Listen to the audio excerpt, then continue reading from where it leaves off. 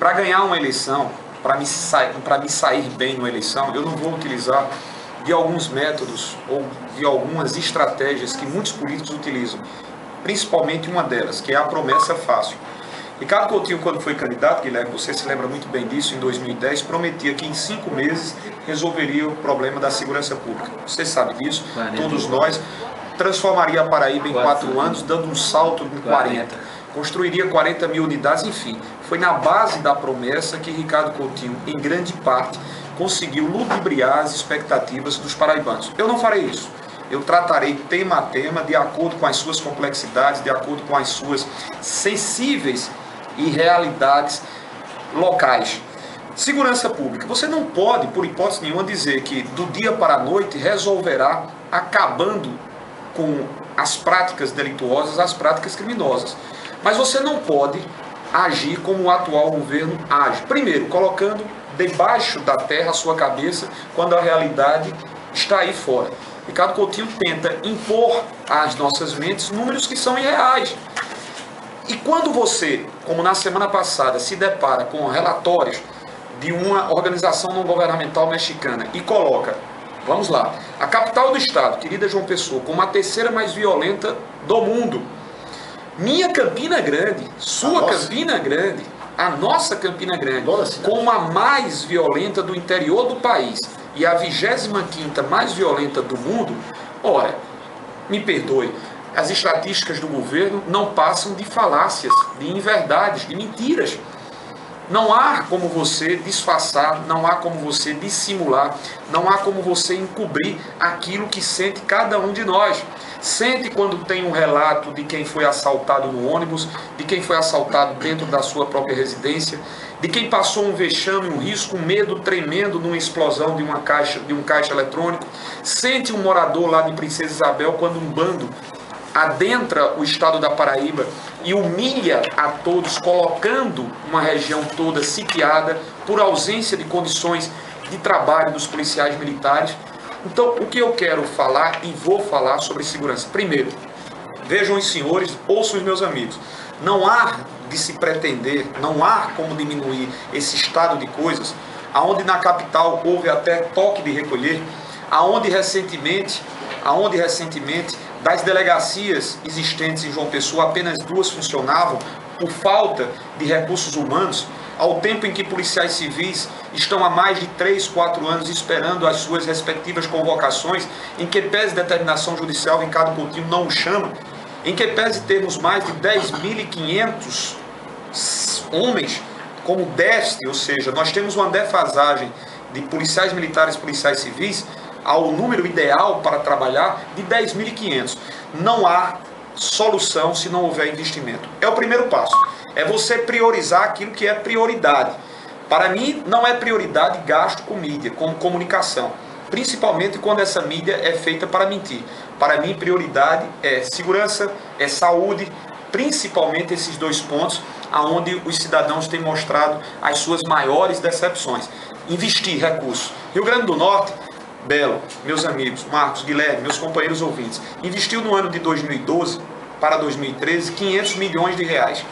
O Pernambuco, estado vizinho nosso, investiu 1,4 bilhões de reais. A Paraíba investiu 15 milhões.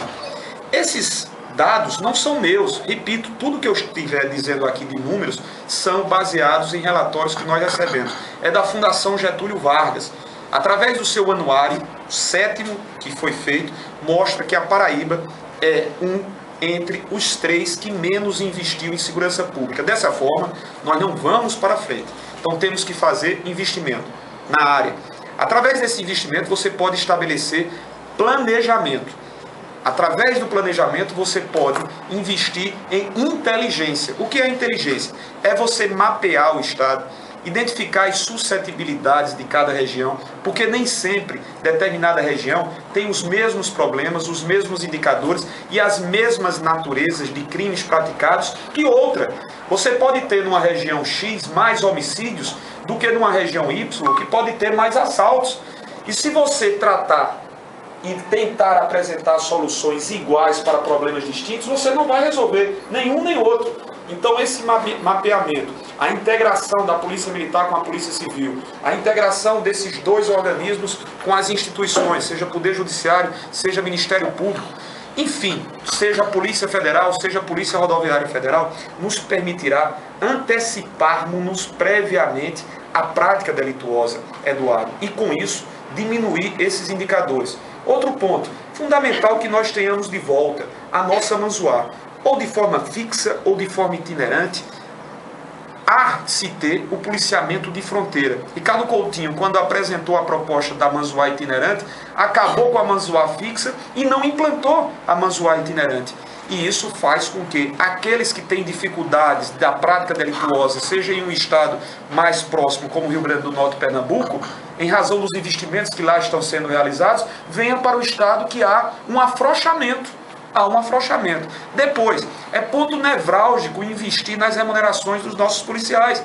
O policial civil é o que menos recebe na região Nordeste e é o terceiro que menos recebe das 27 unidades da nossa federação. O policial militar, conversava com os meus companheiros e tenho falado com eles, serei uma voz permanente na condição de governador para garantir-lhes aumento acima da inflação. O aumento que foi proposto por Ricardo, mais uma vez, foi proposto abaixo do índice inflacionário. É uma mentira quando ele diz que deu aumento ao policial militar de 10%. É mentira. Ele deu um aumento de 5%, portanto, abaixo dos 6 pontos percentuais acumulados da inflação. Porque os outros 5%, Guilherme Gaudêncio, são em cima de gratificação. O que equivale a dizer que não será contabilizado ao tempo em que o profissional da Polícia Militar, o servidor da Polícia Militar, estiver na reserva. Então são pontos que podem ser realizados, que podem ser feitos, parcerias com os municípios. Digo isso porque em Campina Grande eu instituí a Guarda Municipal, você se recorda, e hoje está lá completamente abandonada. Há de se ter entre governo estadual e municípios parcerias para que nós reestabeleçamos as polícias comunitárias de bairro.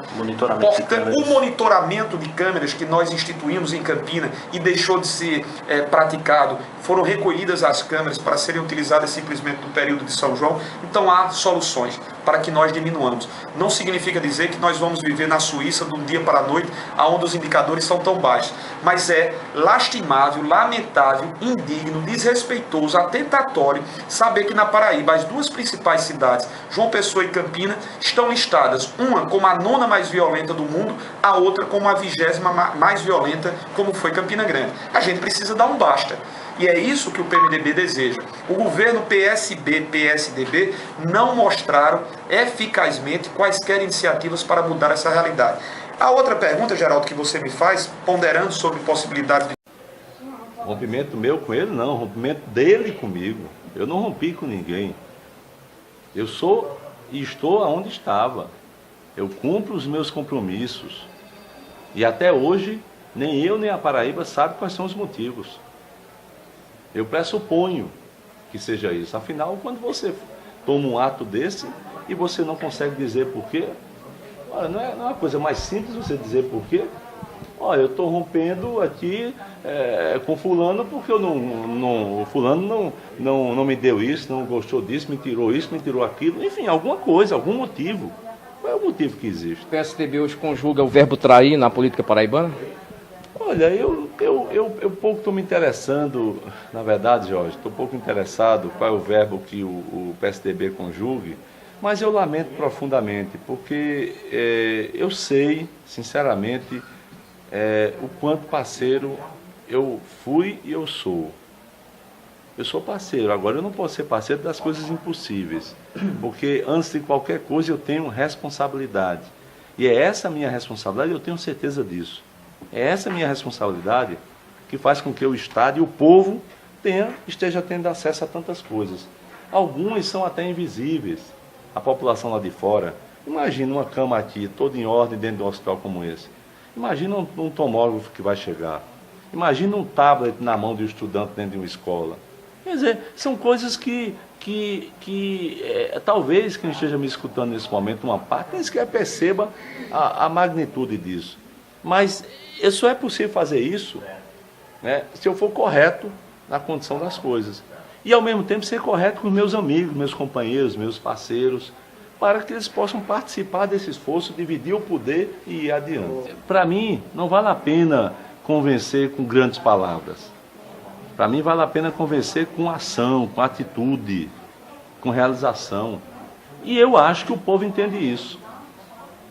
Eu acho que o povo entende isso. Porque se não entendesse isso, amigo, eu não teria conseguido ser, ou galgar, ou ocupar os postos que eu ocupei. Eu não tenho ninguém que me colocou na política. Eu não tenho dinheiro. Eu não sou rico. Não serei rico. Eu não tenho, né, nenhuma coisa que me foi dada nas mãos. Eu conquistei isso, mas conquistei isso com ideias, né? Com diálogos e com ideias. Portanto,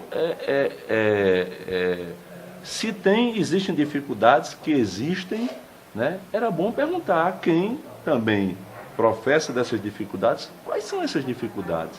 Será que a imprensa já parou um pouco para poder perguntar isso?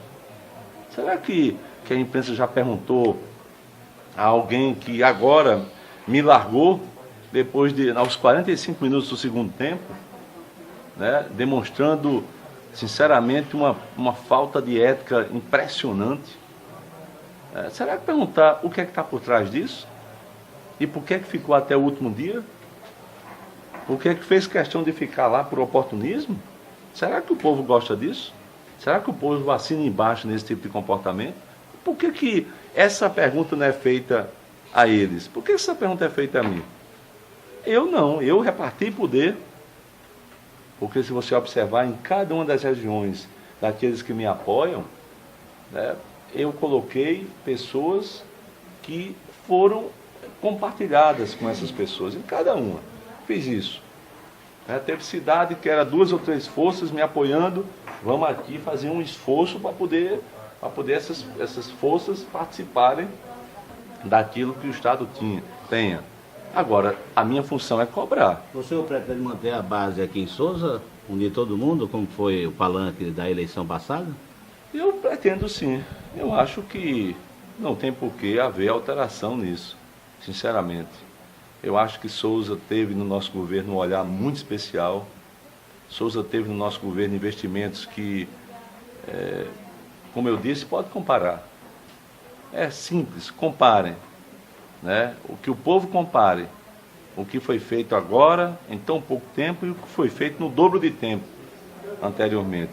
E acho que o futuro é melhor ainda. Porque quem fez a organização da casa que eu fiz tem a condição ética, política e administrativa de dizer que vai fazer muito mais.